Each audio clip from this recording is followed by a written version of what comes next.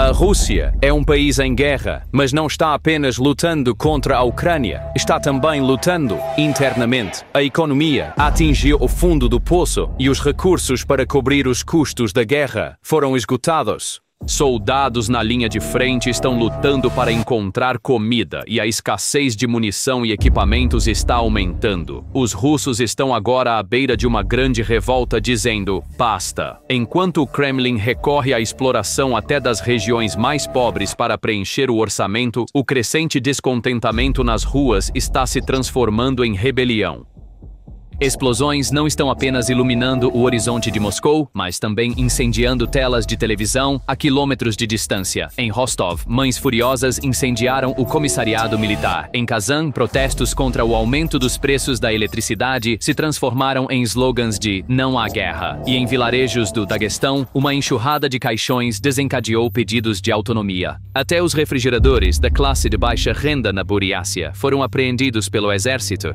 A situação é tão grave, e isso está empurrando a Rússia para o período mais sombrio de sua história moderna. O som ensurdecedor das sirenes ecoando pelo país já não conecta mais o Kremlin às ruas. Está conectando as ruas umas às outras. Cada alarme soa como um tambor de rebelião. Cada explosão eroda ainda mais o mito do Estado invencível. Onde essa cadeia de colapso irá se romper? No 8º mês de 2025, o orçamento do Kremlin teve um déficit de 3 trilhões e 700 bilhões de rublos. Este valor representa uma lacuna orçamentária de uma magnitude quase inédita na história financeira russa, fora de tempos de guerra.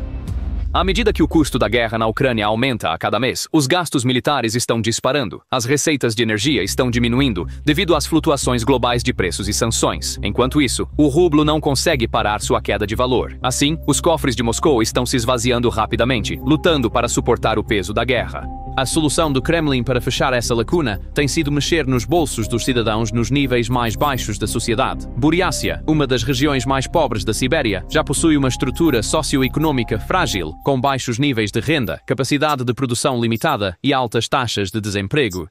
Mas, nas últimas semanas, as autoridades locais e redes de voluntários lançaram campanhas para coletar suprimentos diretamente do público para apoiar o exército. Anúncios feitos na região de Zagreevsky solicitaram doações de refrigeradores para serem enviados a hospitais de campanha na linha de frente.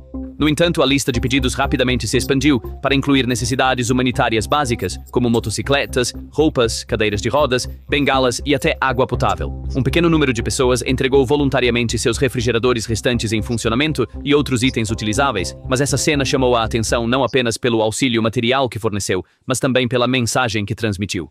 Os moradores locais interpretam a incapacidade do Estado e do Exército de atenderem até mesmo as necessidades logísticas mais básicas com seus próprios recursos como um sinal de profundo fracasso, tanto na gestão econômica quanto na preparação para a guerra. A situação na Buriácia está sendo replicada quase exatamente em outras regiões da Rússia. Em Irkutsk, a administração local suspendeu os pagamentos de bônus para uma ampla gama de pessoas, desde professores até trabalhadores culturais, funcionários públicos e educadores, e transferiu esses fundos diretamente para as necessidades do Exército. Embora declarações oficiais digam que esses cortes são temporários, há conversas nos bastidores de que podem continuar indefinidamente. O relato de um professor ilustra claramente a escala da situação. Disseram que não havia mais dinheiro para a operação militar especial, que todos os recursos tinham sido esgotados. Como não podiam pagar os soldados, deduziram uma quantia significativa dos nossos salários. Na República de Komi, as exigências tomaram um rumo diferente. As autoridades solicitaram que o público doe redes de pesca para serem enviadas para a linha de frente. Afirma-se que os soldados usarão essas redes para cobrir trincheiras, construir abrigos temporários ou fornecer camuflagem. Assim, a assistência solicitada ao público não se limita a necessidades básicas, como comida ou roupas. Estende-se a materiais de engenharia e defesa que serão usados diretamente no campo de batalha. Na Universidade Técnica Estatal Bauman, em Moscou, o impacto da economia de guerra se manifestou de uma forma mais criativa, mas igualmente controversa. A administração da universidade ofereceu aos estudantes créditos de educação física em troca de tricotar redes de camuflagem. Esta prática equivale a uma troca direta de conquistas acadêmicas pela produção de materiais de guerra. Assim, as necessidades das linhas de frente estão agora sendo atendidas não apenas por fábricas ou oficinas de voluntários, mas também pelos currículos dos campi universitários. O que é impressionante é que as crescentes pressões econômicas e sociais transformaram completamente a motivação do público para doar. Aqueles que apoiaram entusiasticamente a invasão da Ucrânia nos estágios iniciais da guerra e enviaram dinheiro para as linhas de frente aumentaram suas doações quase 4 vezes até 2025. Mas desta vez, a força motriz não foi a propaganda do Kremlin, mas as duras condições e preocupações humanitárias enfrentadas pelos soldados na linha de frente. Em outras palavras, o propósito das doações tornou-se menos sobre apoiar uma causa política e mais sobre ajudar parentes, amigos ou vizinhos a sobreviver. No entanto, mesmo essa ajuda voluntária está longe de resolver o problema que se aprofunda. As pessoas veem que o custo da guerra está constantemente sendo colocado sobre seus ombros, enquanto seus padrões de vida declinam rapidamente. Os preços de tudo, desde itens alimentares básicos até transporte, estão subindo enquanto os salários estão se deteriorando em termos reais. Os serviços públicos, como saúde e educação, estão se deteriorando e a infraestrutura de transporte está desmoronando. Esta situação está alimentando uma crescente raiva silenciosa e agitação, especialmente em áreas de baixa renda. Além disso, essa raiva não é motivada apenas por preocupações materiais. As mães que enviam seus filhos para a guerra também carregam o pesado fardo de financiar esta guerra.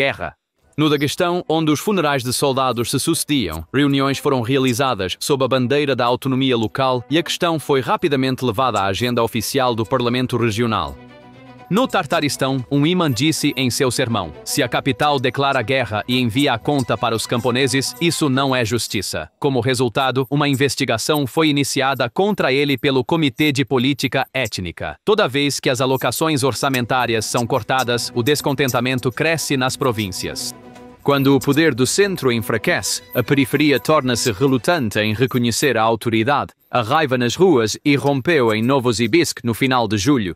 3.800 pessoas que participaram da Marcha Basta foram dispersadas nos primeiros 15 minutos por canhões de água disparando água colorida. Correntes de memória foram formadas em 19 cidades, com balões pretos nas mãos e o slogan "Devolva-me meu filho" em seus lábios. Em Perm, multidões protestando contra um aumento de 25% no preço do pão rapidamente passaram a gritar "Não à guerra". A polícia ofereceu aos detidos 2 opções: uma multa de 600 mil rublos ou alistamento voluntário para a linha de frente. Encontrar homens sem passaportes na cidade era quase impossível. A maioria havia deixado o país meses antes via Geórgia ou Cazaquistão. As perdas não eram mais apenas estatísticas, elas haviam se tornado uma dor profundamente enraizada nos lares das pessoas.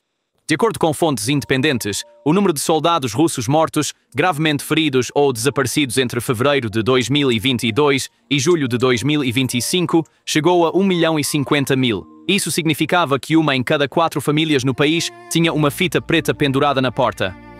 De acordo com um relatório do demógrafo Pavel Elizarov, entre 970.000 e 1.040.000 soldados tinham perdido completamente sua eficácia em combate durante o mesmo período. Enquanto os números oficiais ainda insistiam em 45.000 baixas, a realidade dos túmulos era inegável. A iniciativa civil independente Último Endereço identificou 132.000 novos marcadores de túmulos militares encomendados entre abril e junho, com base em dados de oficinas de mármore.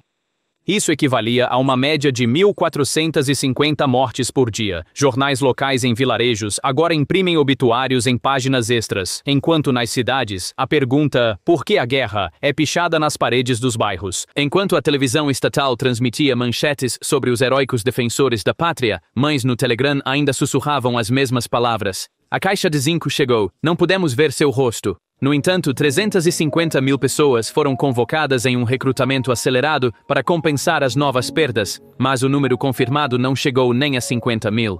Em vez de longas filas em frente à sede da Polícia Provincial, há vazios silenciosos. Os jovens correm da fila do passaporte para a fronteira da Geórgia, a estepe mongol ou a estação de ônibus de Helsinki. Segundo relatos, nos últimos 9 meses, 310.000 recrutas cruzaram ilegalmente as fronteiras da Geórgia, Finlândia, Cazaquistão e Turquia. Dados móveis de fronteira mostram que 22% dos cidadãos russos pretendem deixar o país. Agora é normal que as famílias esperem na porta com seus passaportes, dinheiro e carteiras digitais prontas. Um relatório anônimo de guardas de fronteira diz que mais de 120 mil pessoas declararam sua intenção de deixar o país permanentemente desde o final de maio. Isso eleva o número total de refugiados de guerra para 1.300.000. A indústria de defesa não consegue encontrar trabalhadores para substituir os jovens que partiram, deixando as linhas de produção paradas. A taxa oficial de desemprego ainda está em apenas 7,3%, mas esse número mascara a ilusão de emprego criada pela guerra. O recrutamento de pessoal contratado militar liderou a lista das profissões mais procuradas no banco de dados de mercado de trabalho aberto da Rússia pela primeira vez. Promessas de salários de até 500 mil rublos estão estampadas em cartazes para atrair jovens de regiões pobres para os quartéis, mas para aqueles que conhecem a verdade, esses anúncios são frequentemente sinônimos de dois sinais vistos lado a lado na mesma rua. Um é um banner recrutando soldados, o outro é um anúncio de um fabricante de caixões. No setor civil, o quadro é ainda mais sombrio. A interrupção da cadeia de suprimentos de componentes tecnológicos ocidentais paralisou a produção. Só no mês passado, 1.100 fábricas de médio porte fecharam. As 68 mil pessoas demitidas no setor automotivo formaram longas filas em frente aos escritórios de impostos. Os pedidos de crédito social temporário atingiram um recorde histórico. A Frente do Consumidor também está enfrentando uma grave recessão. Nos mercados de bairro do Oblast de Leningrado, o preço de 1 quilograma de batatas chegou a 90 rublos. Os pensionistas estão calculando se podem comprar pão quando vão à farmácia buscar seus medicamentos prescritos. O projeto de cartão de crédito inteligente subsidiado, sobre o qual o governo começou a falar, está sendo descrito como uma versão em código QR dos livros de cupons dos anos 1990. A crise não se limita à renda e ao consumo. Os recursos humanos qualificados do país também estão diminuindo rapidamente. Desde o início de junho, 47 centros de saúde rurais colocaram placas dizendo temporariamente fechados devido à falta de médicos. Em algumas áreas, a clínica dentária mais próxima está a 300 quilômetros de distância, e um agricultor contorcendo-se de dor de dente expressa sua raiva dizendo: "Eu não arranquei meus dentes para ganhar a guerra." Famílias de classe média estão pagando grandes somas de rublos a empresas de consultoria que operam na rota Turquia-Armênia-Sérvia para enviar seus filhos para o exterior. Os indicadores demográficos estão revelando um dos reflexos mais duros do colapso social. A taxa de natalidade caiu 7% em 2024. No primeiro trimestre de 2025, a queda chegou a 12%. Relatórios de clínicas de maternidade confirmam que as futuras mães não estão dispostas a criar filhos em um ambiente de incerteza econômica e agitação social. Assim, a crise econômica está silenciosamente consumindo não apenas o presente, mas também o futuro do país. A onda de emigração não é mais apenas a fuga desesperada dos pobres. O segmento mais rico do país também está silenciosamente fazendo as malas. Como sempre, a elite fez o primeiro movimento. Os oligarcas estão retirando seus ativos da Rússia, transferindo-os para trusts offshore baseados em Dubai. Nos últimos 3 meses, 15 bilhões de dólares fugiram para o exterior sem registro. Vilas de luxo em Rublevka caíram para metade do preço nos portais imobiliários, mas o mercado ainda está congelado. Ninguém quer amarrar sua fortuna a uma casa queimando com rublos. O Banco Central está emitindo aviso após aviso, dizendo: "Vocês estão perturbando o equilíbrio de pagamentos." Mas esses avisos não estão afetando o apetite dos escritórios de advocacia ou a determinação dos compradores. Acordos estão sendo feitos nos bastidores, sincronizados com os horários de partida de jatos particulares. Nos corredores da capital, a mesma frase está sendo sussurrada com mais frequência. Se o rublo chegar a 160, até aqueles que ficaram começarão a procurar passagens. Mas após os ataques em junho, 117 mil passaportes foram emitidos em apenas um mês. Filas de veículos na fronteira com a Geórgia ultrapassaram 35 quilômetros. O Cazaquistão limitou as entradas impondo cotas em vistos de autorização. Até a Armênia começou a discutir um limite para pedidos de residência temporária, com o objetivo de preservar o equilíbrio da população masculina. Andrei, de 28 anos, que deixou Barnaul, explicou sua decisão em um vídeo curto postado no YouTube. "Se eu ficar aqui, há 2 possibilidades, a frente ou a prisão. O exílio é caro, mas se há um preço a pagar pela sobrevivência, eu escolhi pagá-lo." Todos esses desenvolvimentos estão erodindo severamente a imagem política que Vladimir Putin trabalhou tanto para cultivar ao longo dos anos. Isso ocorre porque a guerra de Vladimir Putin na Ucrânia, que começou em 2022, foi apresentada como uma missão histórica e renascimento da nação, graças à propaganda habilidosa do Kremlin nos primeiros dias. Canções de vitória foram tocadas na televisão estatal e bandeiras russas tremulavam nas praças. Mas, com o passar do tempo, o custo da guerra tornou-se visível tanto nas linhas de frente quanto dentro do país. À medida que os meses se transformaram em anos, a escassez de munição, as perdas de veículos blindados e drones, e até mesmo a incapacidade de fornecer suprimentos médicos básicos, deram um golpe direto na imagem de Putin como um líder invencível. A coleta de geladeiras, motocicletas, cobertores e até água potável das pessoas em áreas pobres e a obrigatoriedade de estudantes universitários em grandes cidades tecerem redes de camuflagem em troca de créditos de matrícula levaram a questionamentos sobre a capacidade militar do Estado. Enquanto os meios de comunicação ocidentais documentaram o gargalo da Rússia em sistemas de armas de alta tecnologia e a crise de peças de reposição devido às sanções ocidentais, imagens vazadas nas redes sociais se espalharam rapidamente entre o público, apesar dos rígidos mecanismos de controle do Kremlin. Antes visto como o garantidor de estabilidade e ordem, Putin agora enfrenta críticas como um líder que não consegue nem equipar seu próprio exército. Essa erosão de sua imagem está reduzindo o espaço de manobra do Kremlin na política interna. À medida que o padrão de vida das pessoas está a declinar rapidamente, o fardo financeiro da guerra está a aumentar dia após dia. Embora esta situação não se traduza diretamente em vitória para a Ucrânia, cria uma vantagem estratégica significativa. As interrupções na cadeia logística nas linhas de frente estão a corroer a capacidade do exército russo de realizar ofensivas e defesas planejadas. Os suprimentos de munição estão atrasados, unidades blindadas estão imobilizadas enquanto aguardam peças de reposição, e os depósitos de saúde e munição atrás das linhas de frente não podem ser adequadamente abastecidos. A falta no orçamento de guerra do Kremlin está levantando questões sobre sua capacidade de financiar operações de longo prazo. Isso está dando tempo à Ucrânia e oferecendo a oportunidade de usar a ajuda militar e financeira do Ocidente de maneira mais planejada e eficaz. O Kremlin agora tem duas armas restantes, o medo e a moeda. O medo é alimentado por leis mais rígidas, pressão policial, detenções e longas penas de prisão, enquanto a moeda é temporariamente gerida pelo reflexo do Banco Central de imprimir dinheiro. Mas ambas as ferramentas são como bombas relógio. Quanto mais o medo é suprimido, maior a pressão dentro da sociedade. O rublo impresso alimenta a inflação e o dinheiro nos bolsos das pessoas rapidamente perde valor. A televisão estatal pode dizer que tudo está sob controle, mas as prateleiras vazias nos supermercados e as etiquetas de preços que mudam constantemente enviam uma mensagem clara aos cidadãos na rua, fora de controle. Sirenes de ataque aéreo tornaram-se um barômetro psicológico que mede o humor do país. Cada alarme soa como um golpe de martelo, erodindo ainda mais o rublo e adicionando novas rachaduras à parede da paciência das pessoas. O medo alimentado pela política de repressão do Kremlin está se voltando contra eles como uma reação química. A história já mostrou esse ciclo muitas vezes. Em 1993, Yeltsin construiu o medo atacando o parlamento com tanques. Mas quando a economia colapsou, esse medo evaporou. Hoje, a economia já está evaporando, então a vida do medo é muito mais curta.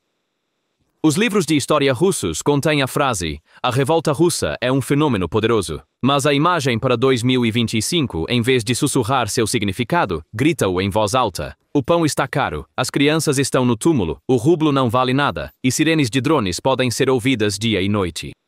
E exemplos passados mostram claramente o resultado dessa fórmula. Em 1905, a primeira revolta revolucionária foi suprimida com sangue, mas 12 anos depois, o Império desmoronou. Em 1989, a corrente humana dos povos bálticos estava isolada, mas 2 anos depois, a União Soviética colapsou. Hoje, essa corrente está sendo reconstruída em qualquer praça, com os gritos de uma mãe, a rebelião de um soldado fugindo das linhas de frente e o estrondo da fome. A única diferença desta vez é que a corrente está se rompendo mais rápido do que nunca na história. O que você acha disso? Seus pensamentos são muito importantes para nós, então, por favor, deixe seus comentários. Obrigado por assistir. Vejo você no próximo vídeo. Vejo você no próximo vídeo. Vejo você no próximo